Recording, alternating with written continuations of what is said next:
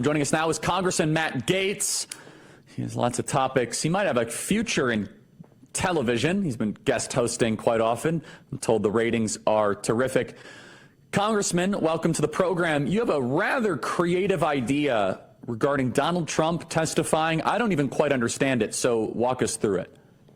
Yeah, I don't know if it's all that creative. Let's start here. If Congress does not assert its equities in this Jack Smith matter, those equities will dissolve. Right now, my worry is that too many of my colleagues in Congress think, well, this is an ongoing matter, so we just have to allow it to play out. And it's the same loser mentality that infected much of the Congress in the early days of the Robert Mueller investigation. Obviously, we proved that to be the fraud that it was. And not for nothing, Charlie, but you got to see this guy McGonigal, who was on the ground floor of the investigation to accuse Trump of working with Russia, has now pled guilty to working with Russia. But back to this matter, here's what we ought to do, and we shouldn't make it that complicated. First, we should tell Jack Smith that he has to show up and give a transcribed interview to the House Judiciary Committee in the next 15 days. If he doesn't do that, we should issue a subpoena. If he ignores the subpoena, we should hold him in criminal contempt of Congress and force him to be the first prosecutor to bring a case while under criminal contempt himself. And if Merrick Garland won't enforce that criminal contempt,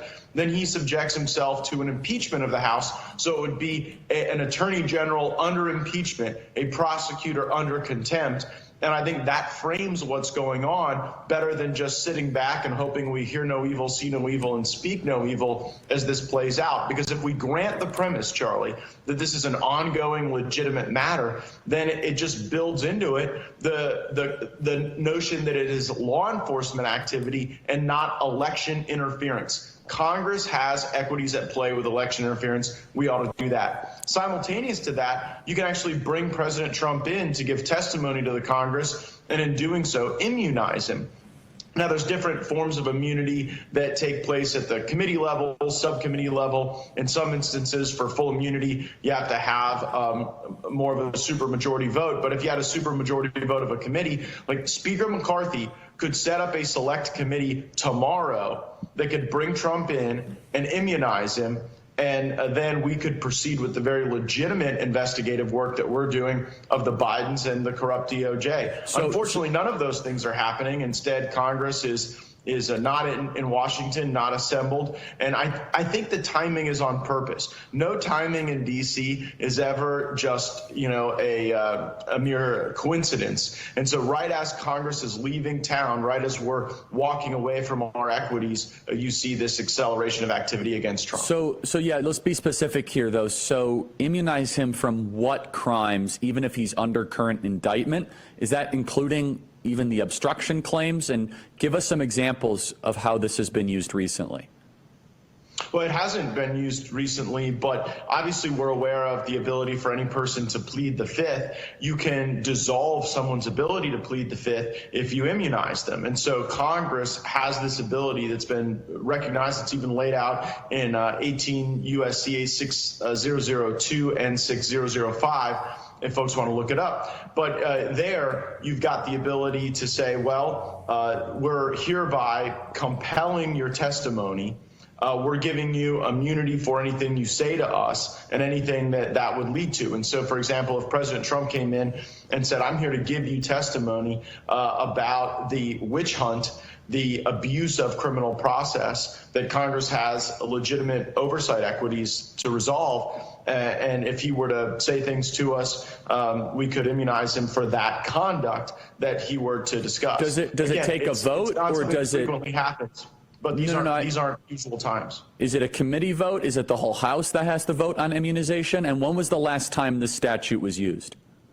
I don't know when the last time it was used. I can say it can be any committee or subcommittee that can grant immunity. So we could even bring him into the subcommittee chaired by my good friend and colleague, Andy Biggs, the crime subcommittee that has jurisdiction over some of these activities of the Department of Justice. And if Trump were to essentially become a whistleblower, you have to think about it almost like whistleblower protections. Trump, the ultimate whistleblower, potentially the beneficiary of congressional immunity on some of the information. Wait, so hold on. I just want to make sure I understand this. so that Donald Trump could be called in, let's say by the Andy Biggs committee or whatever, or the Weaponization of Government committee, which obviously he's a subject matter expert. And as long as he is giving whistleblower testimony on each one of the charges against him, that would effectively neuter the Department of Justice from being able to continue to pursue charges against him. Am I understanding this correctly?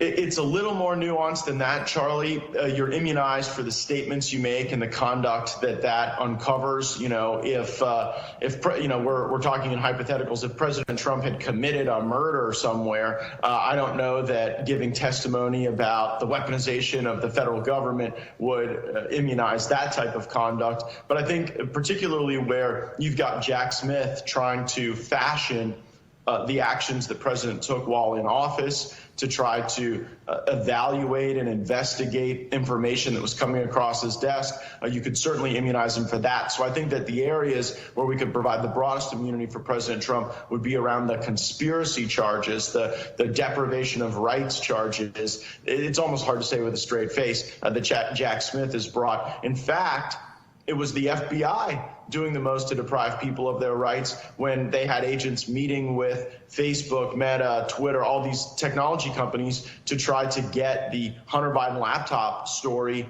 just scrubbed from the entire information domain during the 2020 presidential contest. So that would be a specific area where I think we could neuter the deprivation of rights and conspiracy charges in the Jack Smith indictment if we brought President Trump in for whistleblower testimony.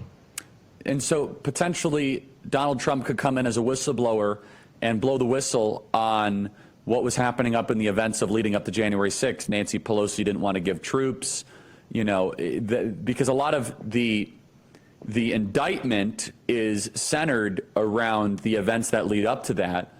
And so, but I see no downside here. So you're going to have to walk me through this, Matt. What you're saying is interesting. I don't know if it'll stand up in court, but it's certainly worth a try. And this is exactly the type of thing we need. As the Department of Justice is used as a Democrat super PAC, why wouldn't we try to offer Donald Trump immunity and force the hand of the Department of Justice, especially on the conspiracy charges and the January 6th related stuff? Is there any downside here? I don't quite see a negative. Well, in theory, the downside of bringing anyone before Congress to give testimony is that if you say something that is material and that is not accurate, that can create a cascade of follow-on charges. So it's never something that you typically think of as a first step to try to bring people into Congress to give testimony, because it's not typically something people enjoy a great deal. But in this case, I think we misunderstand the fight that we are in. Right now, you have the Department of Justice functioning as the enforcement wing of the Democratic Party. And in a lot of ways, what you're seeing now was set up by Eric Holder and Barack Obama, because they got some of their most talented political operatives and they gave them the ability to bring charges. They turned them into prosecutors that are now career prosecutors and above reproach. But the reality is these are left-wing, oftentimes Soros-aligned and trained killers, and they're coming after our people, our movement, and our president. And I think that if Congress just accepts this premise that it's an ongoing matter and thus we shouldn't be involved, then you underscore the legitimacy of that very matter. That's where I'm in the minority of the majority. I want to be very clear with you, Charlie. Most Republicans in Congress just think we ought to throw our hands in the air and allow the chips to fall where they may. I think that is a tremendous disservice to the Constitution when we are facing an election interference operation, not a legitimate prosecution. Look, we need every creative idea. This is not a legitimate indictment of Donald Trump. It's not a legitimate investigation. We need to reject the premise. And so what you're saying, Matt Gaetz, is most of your Republican colleagues are gutless wonders and don't want to deal with this. But what we should do is we should have Donald Trump come in, force him to testify, immunize him, and then force a constitutional issue. I'm fully in support of that. There is no other option, everybody. We're just going to sit around and hope that a rigged D.C. jury and zip code justice and the interference of an election. No. It's time to fight fire with fire. Let's fight back. Matt Gaetz is out. Look, I don't know if it's going to stand up in court. You got to try.